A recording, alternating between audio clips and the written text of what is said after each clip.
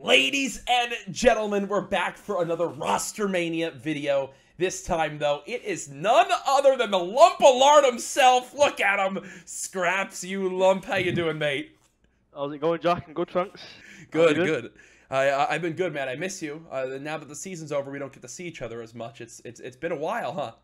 Yeah, we've got a few months until we're back over there. Yeah, I've been missing you. Well, Even though you do me head in a bit, but... Yeah. Listen, I don't want to hear it. How's your brother doing, still being a lump himself? Yeah, he's good. It's 4 AM here, back in the UK. And he's only just woke up, so... Wait, not too what? bad for him. Yeah. It's 4 a.m. and he just woke up. Good. So it seems like you guys are living the ultimate gamer lifestyle. I've kind of talked to you a little bit offline and on streams and stuff about everything that's going on. First, the ROSTERMANIA of arguably Call of Duty history going on right now. Yep. Briefly, you know, from your opinion, do you think we're getting towards the end of it? Do you think we haven't seen anything yet? Do you think we're kind of in the middle? Where do you think we stand with this whole thing? Well, obviously, the Behind Splice, Rated and Trained, B-Sport and Job just announced their team. Yep. I think that's what everybody was waiting for in Europe, obviously, especially myself. But other than that, I don't really know much about what's going on in the NA scene, and really, like, everything's changed in Europe, that's all I know, and even that, my team's changed and we split up. Obviously, things are soon to be announced with everybody, so wow, just can't wait for it. So much going on. I think that's a big thing we've all noticed. Of all, like, the top 16 teams we've said, we think, like, 3 are staying together. For you, and everything like that, just from your end, is this, like, a super stressful time? Just what are your thoughts right now? It is stressful, yeah, because people are so quick to snake others. Obviously, I've seen it happen to people, and you're always on your toes, thinking, like, the person you're talking to, is he going to snake me and go with somebody else? So it is stressful. But at the same time, we've got like a month and a half left until the next game, so I'm chilling out really. Yeah, I think that's a big thing right now, and obviously there's some big hot ticket players who we've seen with the history of boots. I think for a lot of people, for you and your brother, you guys have really broken out in the jetpack era. Should people be worried about that, or are you guys going to be just as strong next year, if not better, in boots? Obviously, we did come through on jetpacks, but I think I'll be me and my brother. I think we'll both be better on the ground, so I'm not too fussed about that whole thing. People could say what they want, but we'll be better on the ground. I promise you that. I'm excited to see it because you two are quite the characters. Now, kind of looking back though at everything that's happened, we had the Envy change happen. You know, we've seen some of the stuff in NA. What's been some of the biggest surprises you think so far from at least the North American side of ROSTERMANIA? Well, obviously I've been hearing rumours that. I don't know if they're true or not, that Sensor and the Tactor LF2 under phase, and then replays in Zoom are LF2, and I don't know where they're going, so it's weird. Even the nameless team, is it Aches, Enable, who else is it? Aches, Enable, God, you put me on the spot right now. Nameless, and Nameless. The fourth. And I can't remember who the fourth is, yeah. but that's a weird team. That's a weird team to me. It's like they've got like 3 leaders on one team, and of what they've got 3 people that want to say things and want things to happen and want it their way. So yeah, it's going to be weird to see that roster, to be honest. I think that's a big thing for a lot of people. Is there's so many questions right now with these teams figuring out exactly where they go. And while there was obviously the big transition in North America, the big thing that kicked off Europe was the whole Zero thing. I mean, break down your thoughts on that Splice team. Were they just done internally, in your opinion? I wouldn't say. I think the only reason why they split was because thinking game and even out of game, like, they didn't really get along. Like, there wasn't that connection there where they could like chill together and stuff. So that always affected him. And to be honest, I think it was a good idea for him to split because obviously, as good as he was, like, with that being there, it's not good for any team. That so, like, they'll be announcing their new fourth is out soon. I know who that is, and I think it'll shock a few people. But their team will be really good. All right, well, so you've got some intel we're waiting to find out. So that's juicy right there. But then he just announced his new team, obviously teaming with 3 of the runners-up from 2016 Call of Duty World League Championships. Those old Splice players. I mean, that's got to be a team that looks like they're set up for success. Yeah, I think that's 4 players that can win on that team. Obviously, there's a few personalities on that team. They can all class. So. We'll see how that goes. We'll see how that goes. I hope it all works out because I like all 4 of them, to be honest. So we'll see how it goes with that team. Yeah, I think they'll be great. They will be a really good team, to be honest. Oh, I think that's the sentiment a lot of people are sharing right now, and the big thing too is, you know, you and your brother still that duo.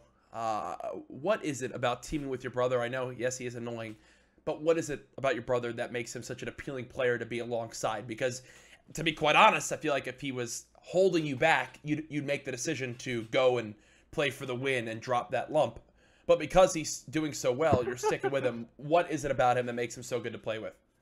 I think just the connection, really. Like a lot of teams, I've said this to a lot of people where I can have an argument with my brother. I'll point something out, and it won't affect him. He'll just say something back to me, and he'll take it on the chin, and that'll be it. Like it'll be done. Whereas if it was teaming with somebody that wasn't my brother, and wasn't family, then if I say something to him, and they might take it to heart or take it the wrong way, might not like it. So I think that's a big positive to teaming with my brother. I can say what I want to him, and it won't affect him.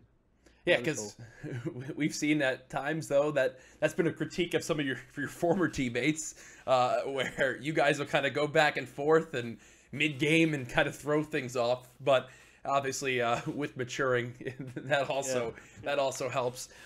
For you, what does Skrapz need to do as a player to improve for next year from what you did this past year?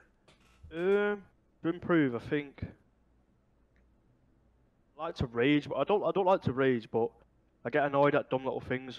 I think that's my main problem. Like just getting annoyed at little stupid things. I think that's my main focus going into the next COD. So other than that, I think just keep doing what I'm doing and just learning from like other people and just taking things on. Then Yeah. That's all I need to do really going into next year. Yeah, you've had some obviously great veteran leaders in the past, but Yeah. Moving forward with the changes you've seen, and you don't have to talk about what's going on or what's going on behind the scenes, but with the changes you've seen and heard of or are expecting to come, will Europe be better or worse going into Call of Duty World War II? I think going into World War II, obviously my team hasn't been announced yet, but I think my team will be really good. Okay. I think other teams. I think this year coming up there'll be as many good teams as there was last year. Okay. Because I feel like a lot of players in Europe. It was like in like 5 or 6 of the teams. I feel like every team had like at least 2 good players, so they could always like keep up and like play good, and then the other 2 players would play like average and still do the thing. Whereas this year, pardon me, I feel like all the good players are being bundled up, but if certain people get their heads down and just like get on with it and actually play and get online and play, I think people will be better. For example, I think Reedy will be a lot better and stuff like that if he gets his head down. I look forward to see what he's like, but I don't think there'll be as many good teams. Okay. To be honest, I think there'll be a set amount of teams. I don't think there'll be more than like 4 teams, 5 teams that you'll look at and go, wow, they're good. All right. It's close to kind of what we had last year. You mentioned the number 4 or 5. Prior to Champs, you guys had that kind of pre-Champs EU LAN. Coming into this year, we know how important, especially the first event of the year, can be for the scape of all the future of the year. When trying to qualify for whatever league there winds up being, obviously details haven't come out. For you, would it be beneficial to have another one of those prior to the first major LAN of the year again in North America? If that's where it is, obviously. I'm just speculating. Say that again, sorry. Do you think it'd be beneficial to have another one of those EU pre-lands before the first event of the year?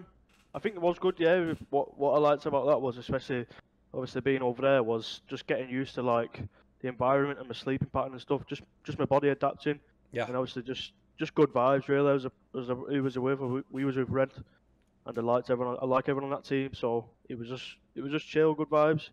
So we went to the water park, we was playing football and stuff. Yeah. Just a good laugh, just chilling in the jacuzzi and that. So I think that's a good thing. That I think that whole like pre-land before an event is bad. Whatever. I've seen people say, what is it?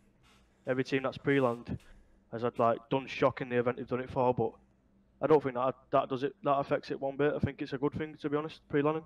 Yeah, I know. I think we've seen it definitely help teams in the past. I think you guys probably have also learned from what worked and didn't work at that first one to now improve for this.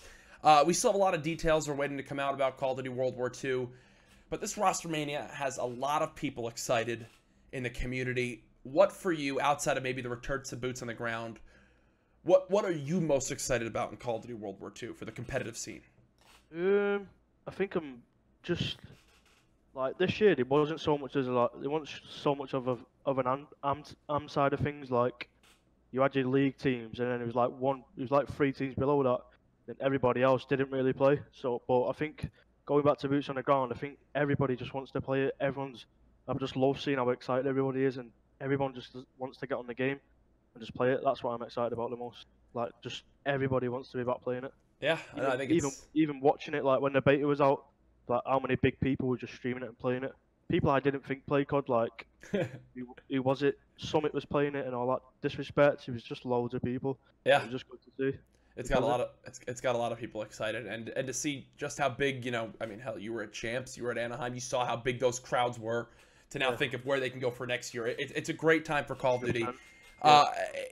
Looking at things, as Maven just texted me, he can sense that we're recording a video without him. I think that he's jealous. But looking at things, and this will be the final thing to bring up for you. With next year, with how many people will be playing, do you think the competition will be tougher, or do you think you'll be even better now that you have the experience under your belt in 2018? I think in 2018 I think we'll be better anyway. Just every year I think we're just going to get better because I'm still learning myself. It'll be my 3rd year competing. It'll be my brother's 2nd year competing. Pardon me.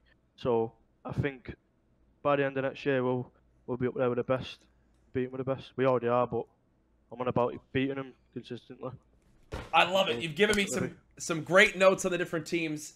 Right now, it's getting close to, I believe, 5 a.m. your time. So this will actually be the last thing. Are you going to get McDonald's breakfast again, you lump? You got it yesterday at 5 a.m. Are you doing it again today? Bradley just woke up then and come in my room and he said to me, "Guess what time it is? McDonald's breakfast." Oh my God, bro! You guys are the worst. Yo, Skrapz, thank you again, bud. Guys, go check out everything for Skrapz in the description. You have shown a ton of love on these videos.